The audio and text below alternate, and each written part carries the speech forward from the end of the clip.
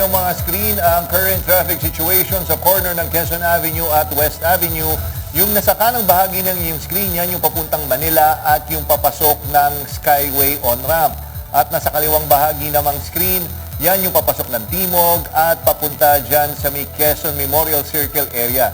So ngayon, maluwag pa naman ang daloy ng trapiko sa magkabilang linya, pero yung nasa kaliwa nyo, pagdating dyan sa may EDSA corner Quezon Ave, ay bumibigat na ang daloy ng trapiko.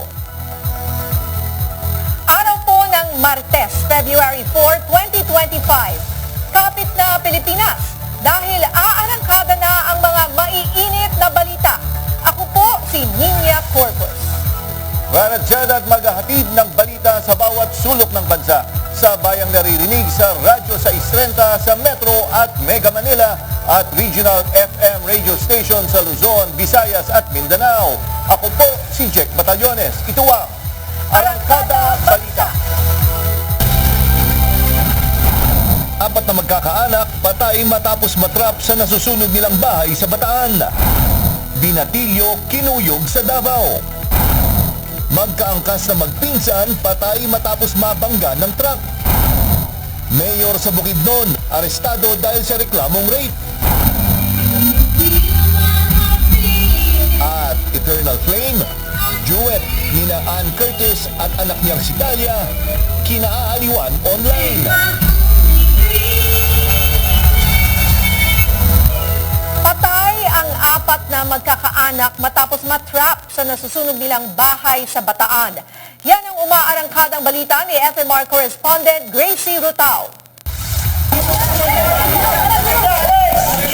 Nataranta ang mga residente nang sumiklab ang malaking apoy at mabilis na nilamon ang dalawang palapag na bahay na ito madaling araw nitong linggo sa Barangay Camacho, Balanga City, Bataan. Parang walang tao Nakabala ang kandila ang hinihinalang sanhi ng sunog ayon sa Bureau of Fire Protection o BFP Balanga. Nawala ng kuryente sa lugar pasado alas 10 ng gabi kaya gumamit ng kandila ang pamilya Alsadon. Posibleng nakatulugan daw ng pamilya ang nakasinding kandila. Yung mga bintana pa kasi ma'am, may mga grills gate nila ma'am, nakalakpo sa loob, maski yung mga kapitbahay nila, pinipilit na buksan ng gate, hindi nila nabuksan. Pati sa pinaka-terrace nila maliit, may mga grills po talagang wala sila nalabasan. Natrap po sila sa loob. Nasawi ang apat na magkakaanak kabilang ang isang senior citizen at 3 taong gulang na bata. Umabot sa unang alarma ang sunog na agad namang naapula. Wala namang ibang bahay na nadamay sa sunog. Patuloy ang investigasyon sa insidente. Gracie Rutao, umaarangkada sa pagbabalita. Binatilyong sinasabing gun for hire, umano, timbog sa Cebu. Suspect na maril umano ng babae nung isang linggo. Yan ang umaarangkadang balita ni FMR Cebu correspondent Clark Pasuit. Nahuli kagabi ang isang minor de edad na umano'y gun for hire sa barangay Mantalongon, Dalaget sa Cebu.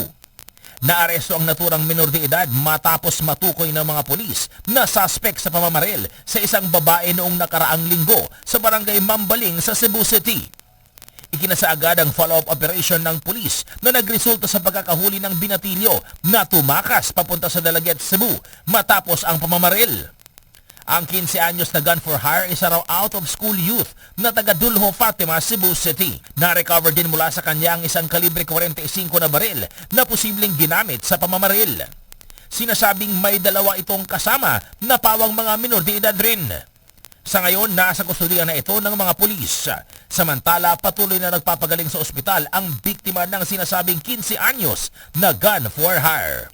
Clark Pasuit, umaarangkada sa pagbabalita. Grabe naman yan. Partner niya, 15 years old, di ba? Tapos Gun for hire ka gun na? for hire, kasi niya suspect siya sa pagbaril dun sa isang babae last week. Pero yun nga paano ba hinahandle talaga yung ganito? Di ba usually sinasabi ito yung turn over sa DSWD? Yes, parang juvenile court, parang Yes, ganyan, ano? Pero ang nababahala talaga ako is yung edad niya, 15 years old. Gun for hire na siya. Kaya nga Diba? Parang actually, it means baka maraming ganyan. Na ganyan din edad, di natin alam. Baka may mas bata pa nga minsan tayo may naririnig. Oo, so kakaiba to. Dapat maimbestigahan ng mabuti? Oo. Actually, noong dating gumagawa pa ako ng mga police reports, meron isang, hindi ko lang may mention ano yung city, pero may isang lugar talaga dito, barangay, dito sa Metro Manila. Meron din, mga bata din, ang sinasabing, ganun din, ng edad? sanay din, hindi naman gun for hire, pero talaga sanay sila na bumarel. Actually, madalas nga ang mga rampot, mga riot sa lugar na yun. Oo. Kaya, yun. Sana matingnan yung issue nito dahil Tsaka yung edad niya talaga nakakabahan. Tsaka sinasabi, may kasama pa yatang dalawa May dito. iba pa. Na ganun din. Na bata rin. Okay, sa ibang balita, sa pool sa CCTV ang pagkuyog ng grupo ng mga lalaki sa isang grade 10 student sa Davao City. Isa namang binatilyo na bigla umanong nanuntok ang pinaghahataw ng kahoy patay. Yan ang umarangkadang balita ni FMR Davao correspondent Hernel Tokmo. Kita sa CCTV na ibinahagi ni Jomar Dagohoy ang pagkuyog ng 7 kalalakihan sa isang grade 10 student sa Avancenia Street, Davao City, Biyernes ng gabi.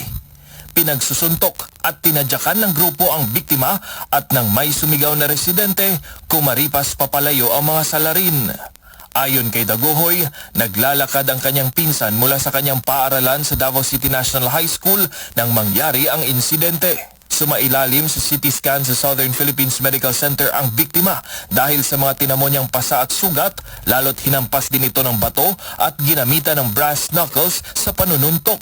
Sabi ng Davao City Police, may dahilan kung bakit kinuyog ang biktima. Ipaniguro sa ato mga kaisan na babaenyo nga dili sa ingon nga tripping no, itawag na po nga tripping na pod nga nagtindog lang diha kulatahon nani siya rason no, ato iklaro nga na siya rason kung anong ikulata siya. So ato na nga paningkamutan nga kini mga suspect is pataylan po nato og kaso para matagaan po nato og kanang hustisya ang kini mga biktima. Samantala, dead on the spot ang 17 taong gulang na lalaki nang pagtulungan itong palui ng kahoy ng 2 lalaki sa Kalinan, Davao City Linggo ng umaga. Nahuli naman ng pulisya ang mga suspect na isang 31 anyos at 33 anyos na mga lalaki. Lumalabas sa investigasyon na nag-iinuman sa labas ng isang bar ang 2 suspect nang lumapit sa kanilang mesa ang biktima. Hindi umano nila kilala ang biktima pero bigla na lang umano silang sinuntok nito. Rumesbak ang mga suspect at pinagpapalo ng kahoy ang biktima hanggang sa namatay ito. Kakasuhan ng murder ang 2 suspect. Hernel Tokmo, umaarangkada sa pagbabalita. Sa aming pagbabalik, mayor na isinasangkot sa kasong rape, arestado sa Davao del Norte. Tuloy-tuloy ang pagharurot ng mga balita dito sa Arangkada Balita.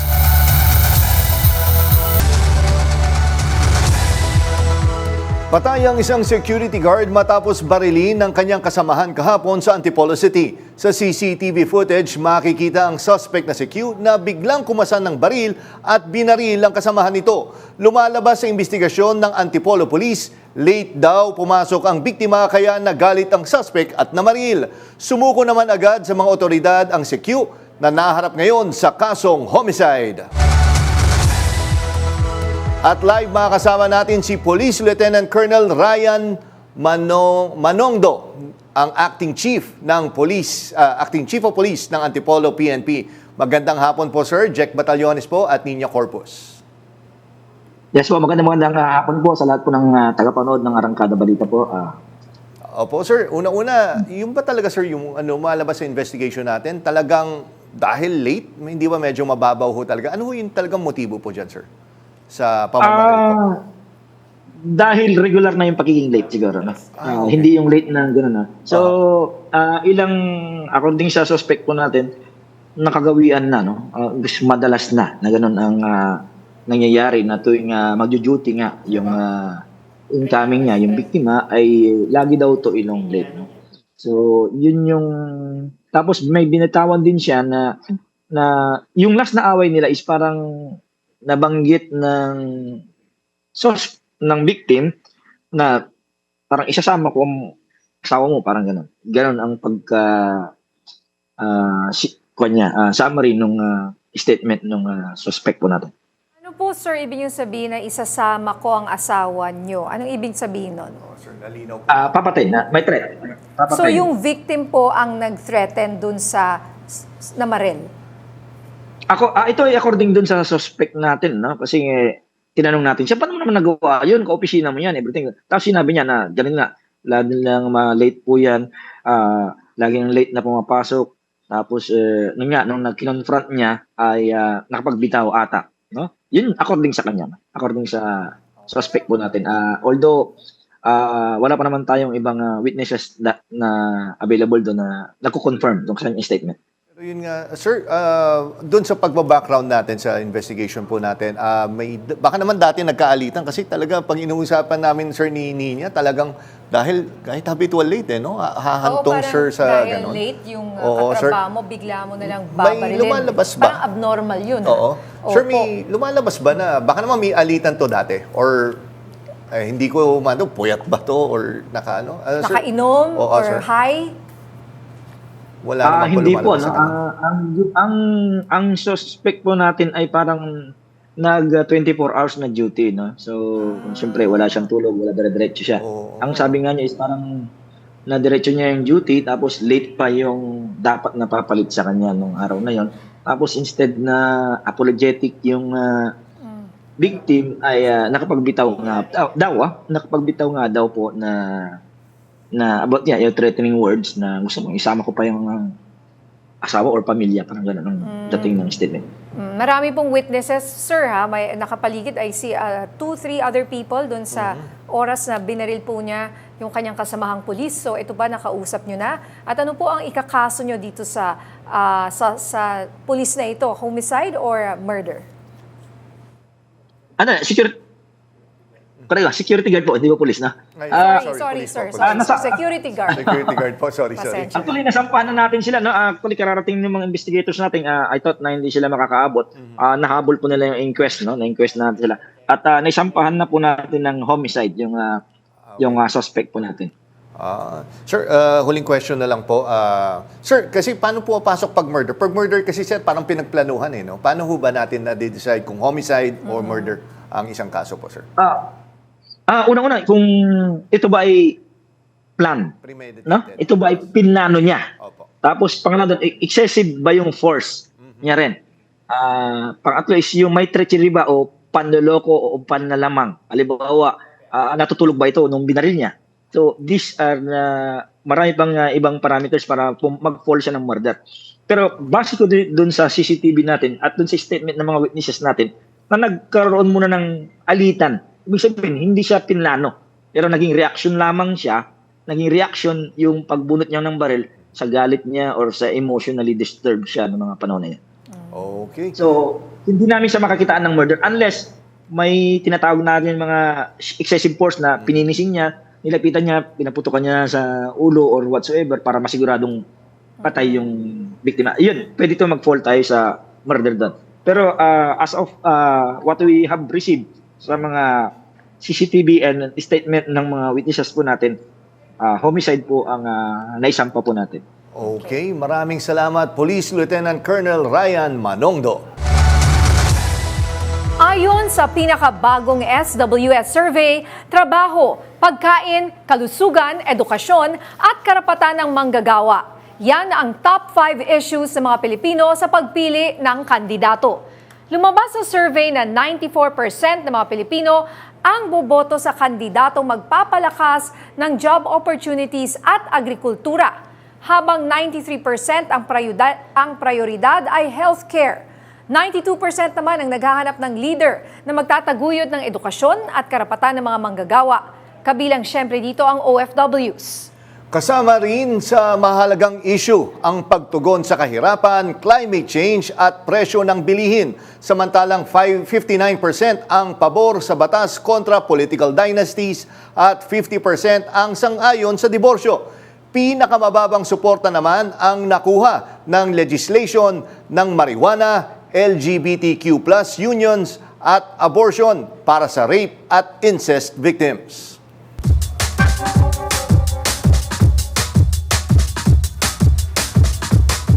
At sa ating masasabi, pakinggan natin ang boses ng ating mga kababayan.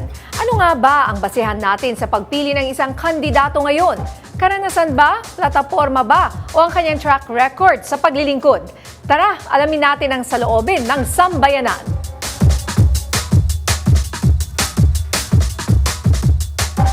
Kagaya ng mga bilihin natin, laging mataas ang presyo.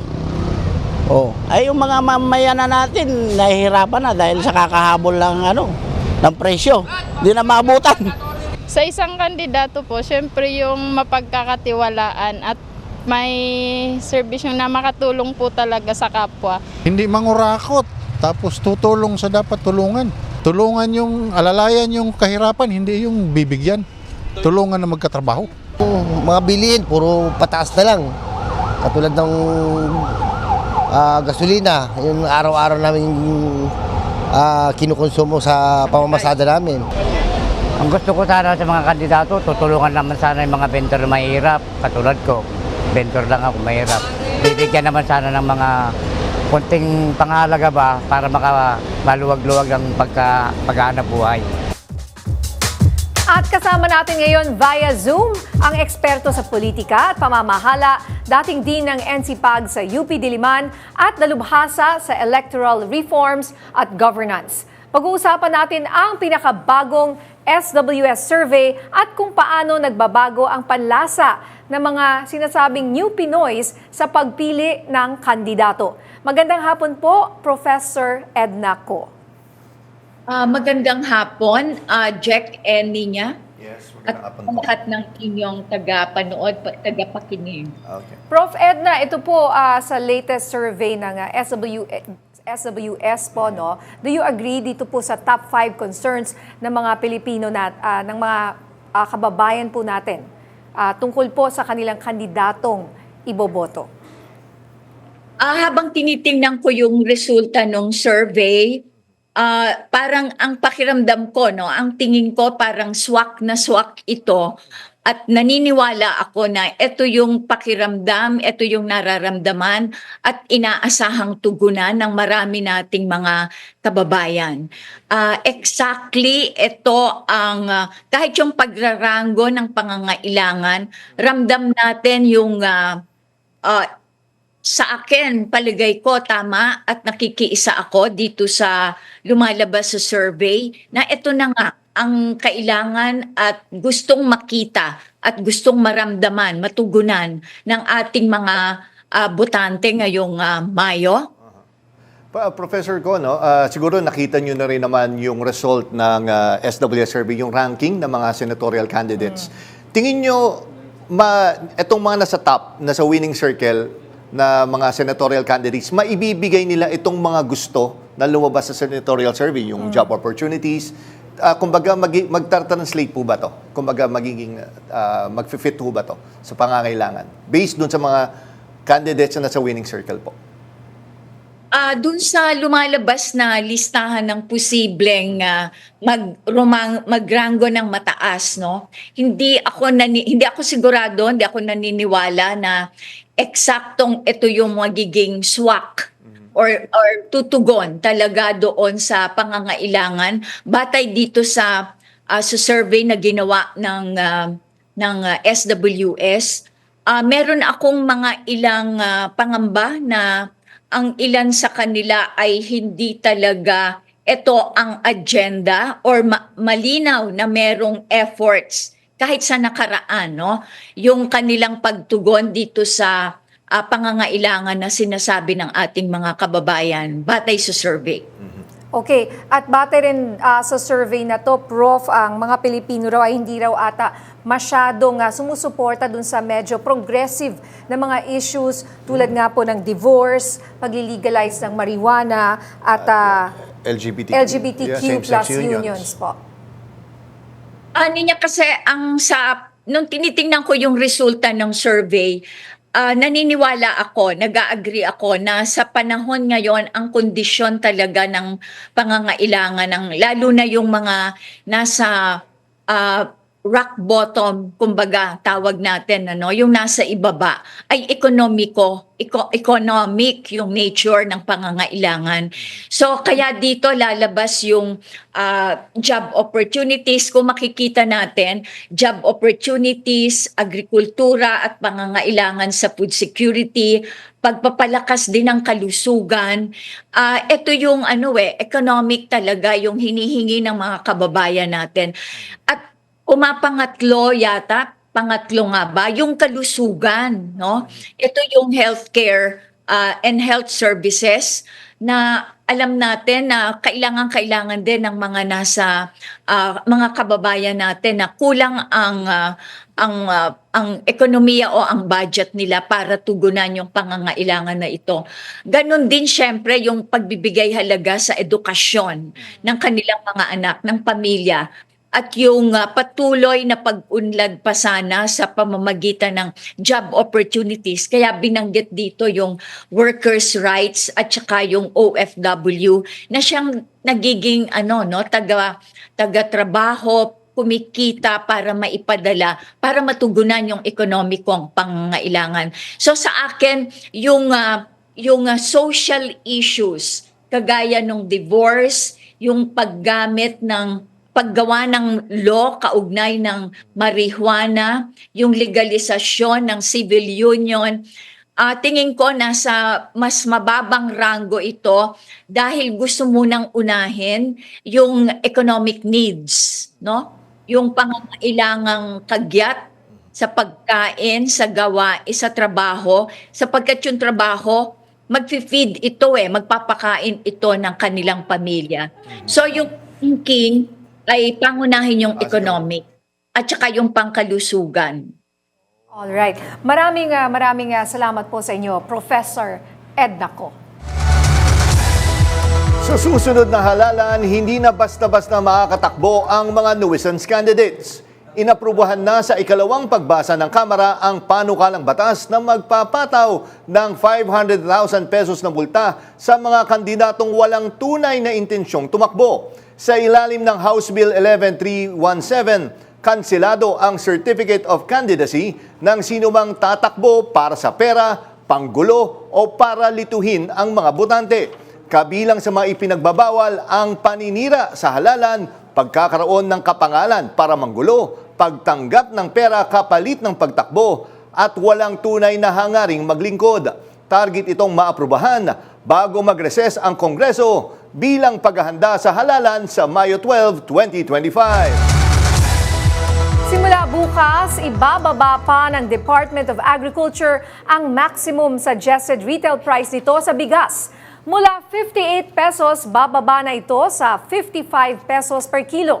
Sabi ni Agriculture Secretary Francisco Chu Laurel, posibleng bumaba pa ito sa mga susunod na linggo.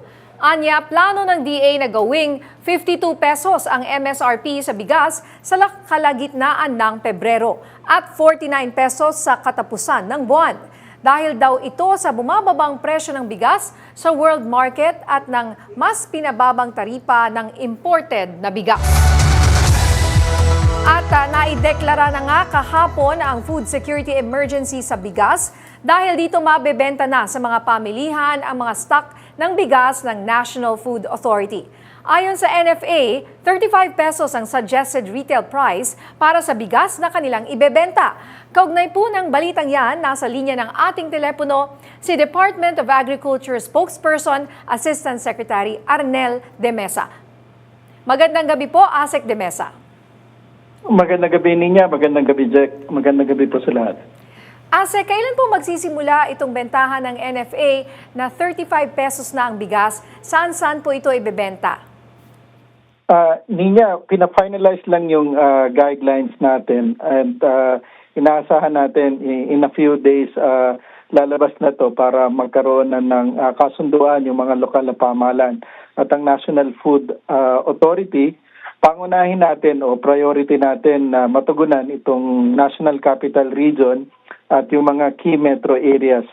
Base sa pag-aaral ng PSA, halimbawa, itong Metro Cebu ang may pinakamataas na presyo ng bigas lately. So, isa rin yan sa mga priority natin. Sir, tinatanong lang, no, paano magiging sistema nito? Makipag-ugnayan kayo sa LGU para kasi yun yung dati na para makipag-ugnayan kayo sa LGU, tapos sila bahala po ba mag-distribute? Paano ho ba yung magiging guidelines po para dito? On the part ng DA, of course, ayon na rin sa itinakda ng RA 12078, ang NFA may 3 lang yung pwedeng puntahan ng kanyang bigas. Una, mga government agencies. Pangalawa, local government units. Pangatlo ay sa mga kadiwa centers na establish na natin. So for the local government units, una, nakipag-usap na ang DA sa Metro Manila Council para dito sa gawain na to. At yun nga, iniintay na lang yung guidelines para magkaroon na ng bentahan from NFA through the FTI papunta sa mga LGUs. Ito naman po magandang balita tungkol sa maximum suggested retail price ng commercial rice, no? Sa tingin niyo po ba matutuloy po itong plano ninyo from 58 to 55 and magiging 52 pa tama po ba by the end of the month ngayong Pebrero? Yes, Minya. Actually, starting tomorrow ay ibababa na nga yung MSRP para sa imported pa rin na bigas na premium, yung 5% broken at 55 pesos. At ang maganda nito, patuloy na bumababa ng international market.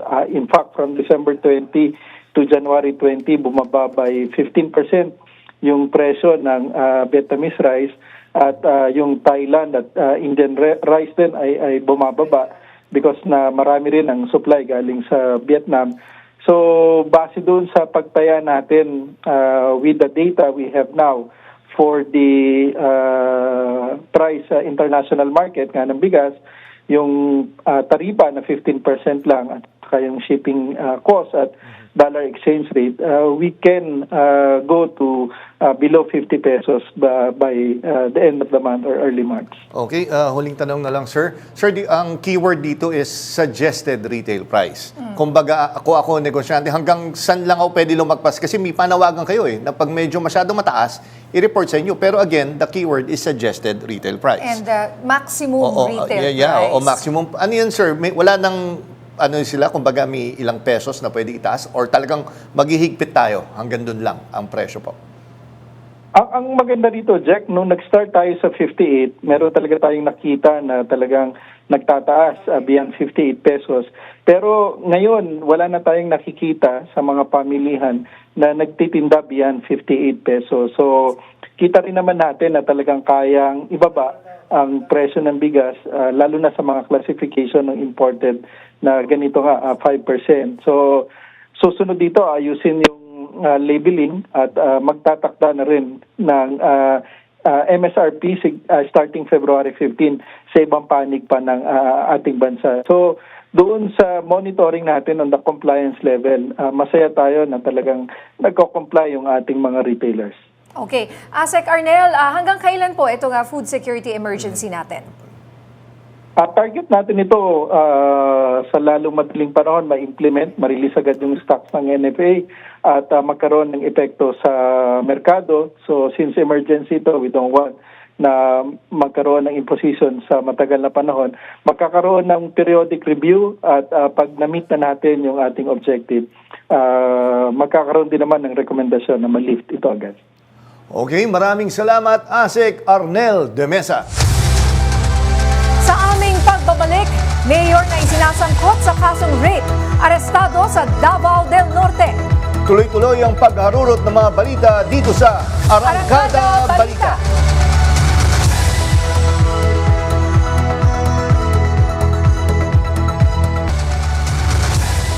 Isang pulis na kilala rin bilang digital content creator ang kasalukuyang nasa restrictive custody matapos umanong gahasain ang isang babae sa Batangas. Kinumpirma ng PNP na si Senior Master Sergeant TJ Virtusio na kilala rin sa linyang siya ang sayang ang tattoo ay nasa kustodiya ng Calabarzon Police mula pa noong January 10. Ayon kay PNP spokesperson Brigadier General Jean Fajardo, iniimbestigahan na ang insidente at tiniyak na may pananagutan ang sinumang mapatunayang lumabag sa batas. Sa iba pang balita, arestado sa Davao de Oro ang mayor ng isang bayan sa Bukidnon dahil sa kasong rape at sexual assault. Huli sa joint operation si Pangantukan Mayor Miguel Silva Jr. sa labas ng isang convenience store sa Compostela, Davao de Oro.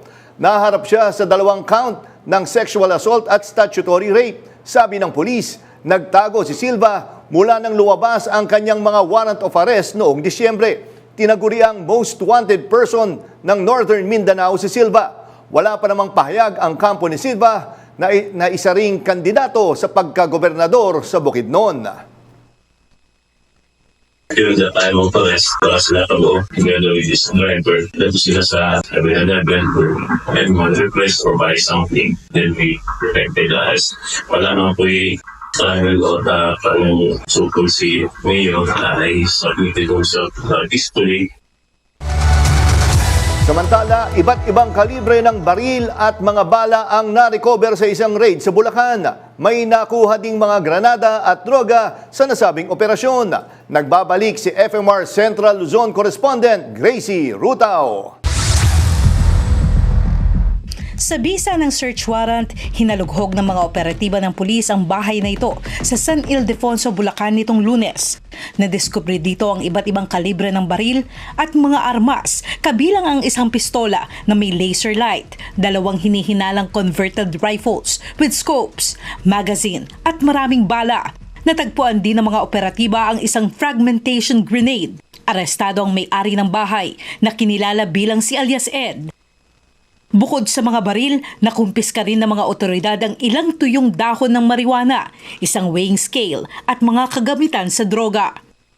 Nakakulong na ang suspect at nahaharap sa patong-patong na kaso tulad ng illegal possession of firearms, illegal possession of explosives, at paglabag sa Comprehensive Dangerous Drugs Act of 2002.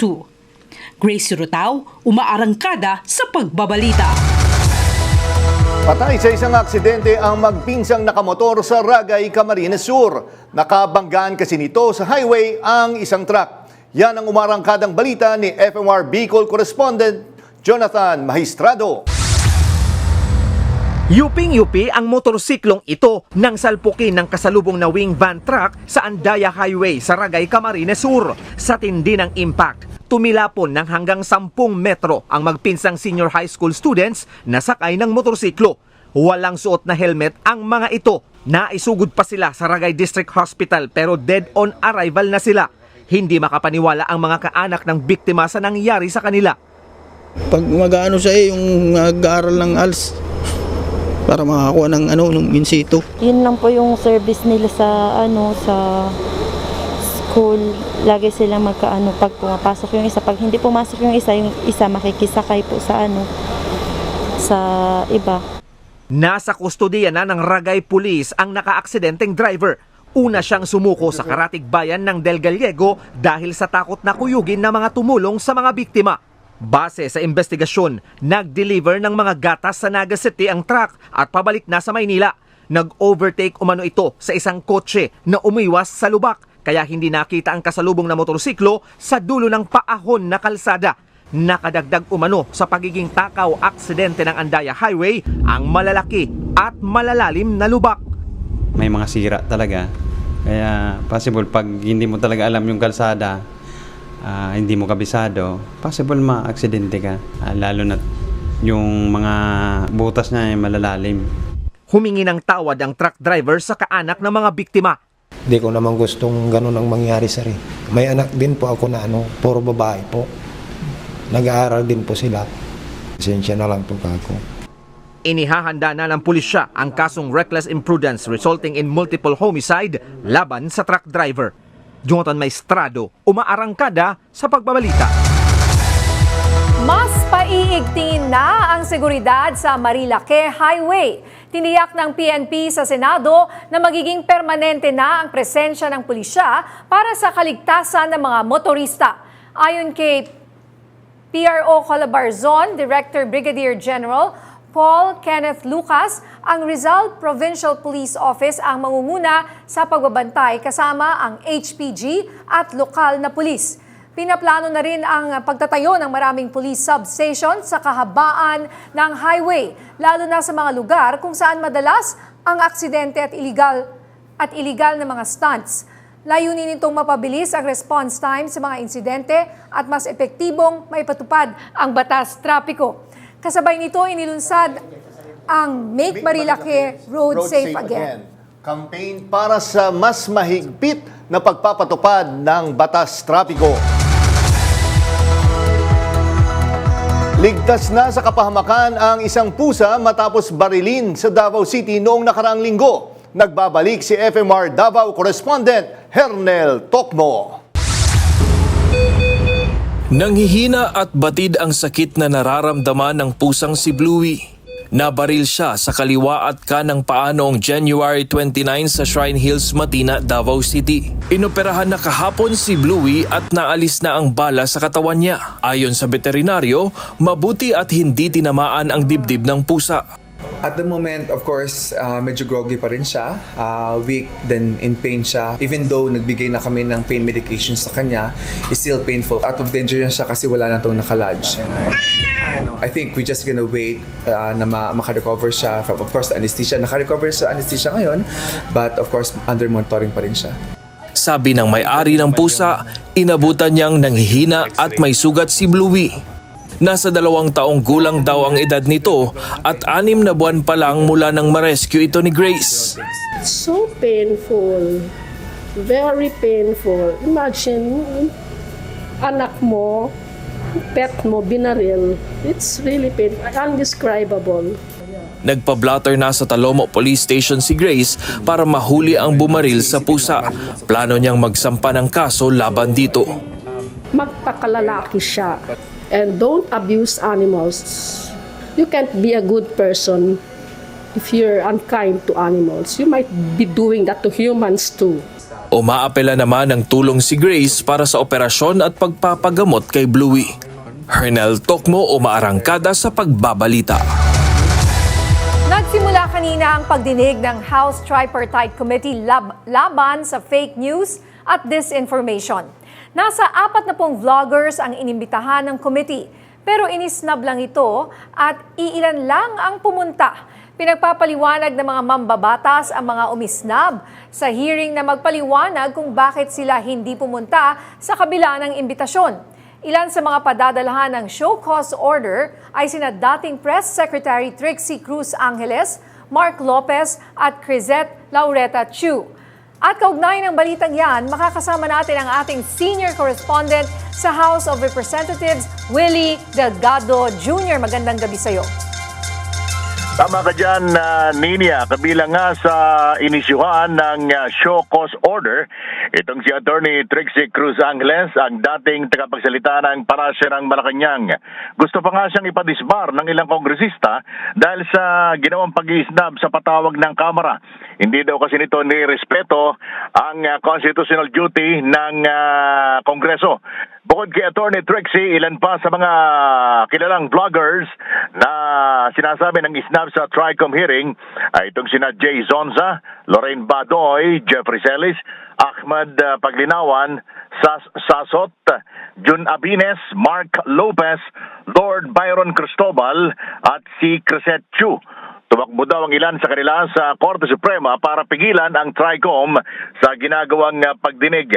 Ang iba naman may formal letter na pinadala sa Kamara pero sa kabila niyan sinabi nitong si Congressman Stephen Paduano na depende pa kung tatanggapin ng TRICOM ang katwiran ng mga hindi sumipot. Samantala, tanging sina Malu Tequia, Mark Louie Gamboa at Attorney Rico Tomotorgo ang umattend. Naging mainit naman si Congressman Dante Marcoleta kay Tomotorgo dahil umano sa isang content ito na nagsasabing nililin lang ni Marcoleta ang publiko. Pinagsuri pa nga siya ni Marcoleta itong si Attorney Tomotorgo pero tumanggi ang abogado dahil opinion daw niya yon. Dahil dyan, nagmoson si Marcoleta na ipakontempt itong si Attorney Tomotorgo. Samantala, ninya hanggang ngayon ay nagpapatuloy pa ang pagdinig ng Kamara sa talamak na fake news dito sa Kamara de Representantes. Balik sa inyo, Ninya Jack. Yes, Willie, ganito, ano naging reaction nila? Dahil nga kanina, nakita natin dun sa mga breaking news na nasa Supreme Court nga, yung mga hindi dumalo dyan, anong naging reaction? Nagbigay na ba sila ng kanilang pahayag tungkol doon? Yung balitang nagpunta itong ilan sa Korte Suprema para mag-file ng TRO ay ipinarating mismo nitong si Representative Franz Castro dun sa mismong hearing. Pero isinantabi muna yan ng mga congressman dahil mas inuna nila yung interpolation, yung pagtatanong dito sa kanilang mga bisita at tatalakayin nila sa mga susunod na pagdinig ng TRICOM, Jack. Okay, so kailan pa yung susunod na mangyayari ito? Papatawag ba nila uli yung mga hindi dumalo or sumipot? At paano yung mga nasa ibang bansa? Pag-uusapan kasi, Ninia, kung papadalan sila ng ikalawang imbitasyon or talagang show cause order nang ipapadala sa kanila. Gayunman, kung kailan ang kalendaryo ng pagpapatawag na yan ay mukhang hindi pa malinaw dahil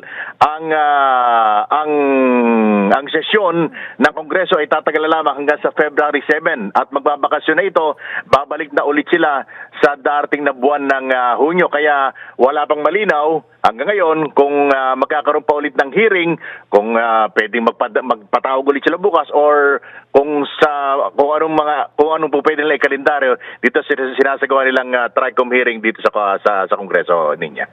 Maraming salamat, FMR Senior Correspondent Willie Delgado Jr.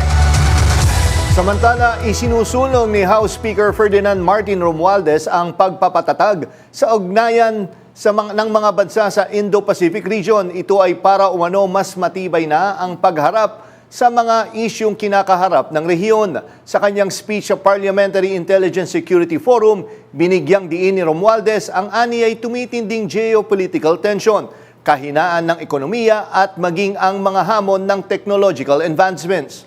Aniya, itong mga isyu na ito ay nangangailangan ng sama-samang pagtugon ng mga magkakapit bansa. Kaugnay nito ay iginiit ni Romualdez ang pagtalima ng Pilipinas sa international law sa pagtatanggol ng karapatan nito sa West Philippine Sea. Samantala, aprobado na sa ikatlo at huling pagbasa sa Kamara ang Magna Carta for Ambulant Vendors Act o House Bill 11337. Layunin ng nasabing batas ang maprotektahan ang mga ambulant vendors laban sa mga hindi makatarungang pagpapaalis sa kanila o pagdemolish sa kanilang mga tindahan nang hindi dumadaan sa tamang proseso at bibigyan din sila ng security of tenure.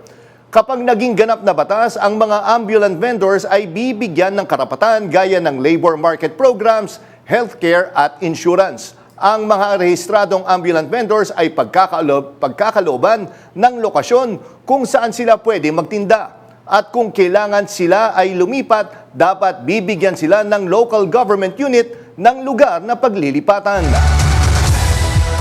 Maraming Pilipino ang tumangkilik at sumubaybay kay Barbie Sue o mas kilala bilang Shanshai mula sa iconic na seryeng Meteor Garden.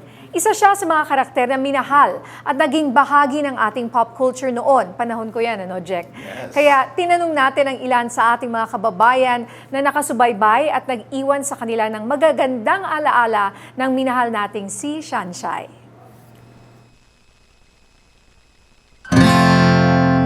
Si Barbie Sue, ano siya, nakakainis siya konti, pero nakakakilig yung ano nila ni Daming Sue. Yung love team nila. Tsaka ano siya, palaban, yun. Sa akin po, para sa akin, yung sa ano po yung sa, yung binibigyan po siya ng red card doon ni Jerry yan. Yung para sa akin, kasi palaban po siya doon. Parang hindi siya umaatras sa, wala siyang inaatakutan, gano'n.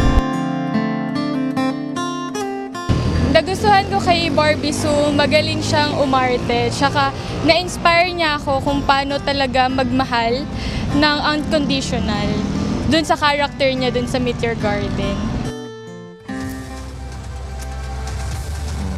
Lungkot talaga.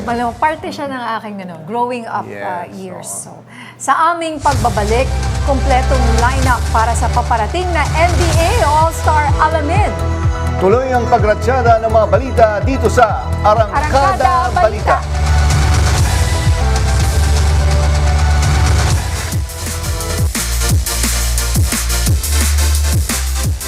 Pinangalanan na ang starters ng Eastern at Western Conference para sa 2025 NBA All-Star Games sa San Francisco sa February 16, 2025. Para sa Eastern Conference, naunguna si Knicks guard Jalen Brunson, Cavaliers guard Donovan Mitchell, Celtics forward Jason Tatum, Giannis Antetokounmpo ng Bucks at big man ng Knicks na si Karl Anthony Towns. Makakalaban nila ang lineup mula sa Western Conference na binubuo ni Warriors guard Steph Curry, Shai Gilgeous-Alexander ng Thunder, Kevin Durant ng Suns, Nuggets big man Nikola Jokic at LeBron James ng LA Lakers.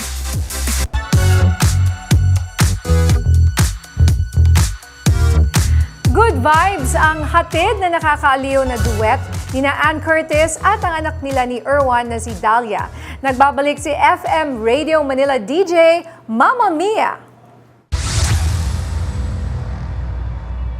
Talk about high notes, kayang-kaya! Sa IG story ng chef at restaurateur na si Erwan Yusaf, featured ang video duet ng asawa niyang si Ann Curtis at anak nilang si Dahlia Emily ng 80s ballad na Eternal Flame. Si Dahlia, todo birit sa chorus with her mom. Maging si Ann, nakilala sa hilig niya sa mga kantang pambirit na aliw sa anak. Dinig naman sa video ang natatawang si Erwan. Ang video may caption na, "There is two of them now."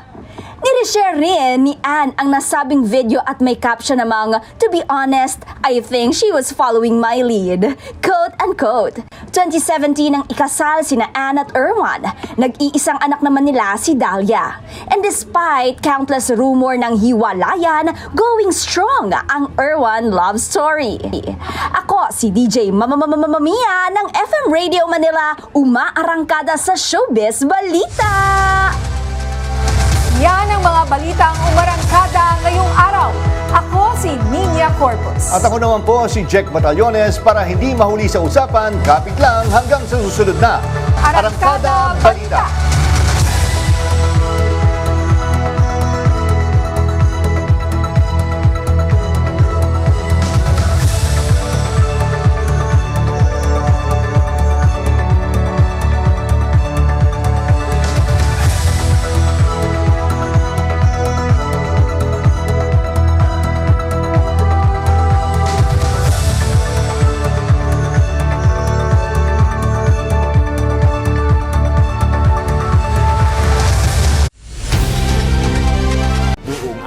Magdamag, tuloy-tuloy ang pagsiservisyo ng Radyo 630 kasama ang pinaka-pinagkakatiwalaang kaserbisyo. Nasamahan mo kami ha. Huwag tayo makinig dun sa ingay. Maging aktibo tayo. Pihit na sa Radyo 630.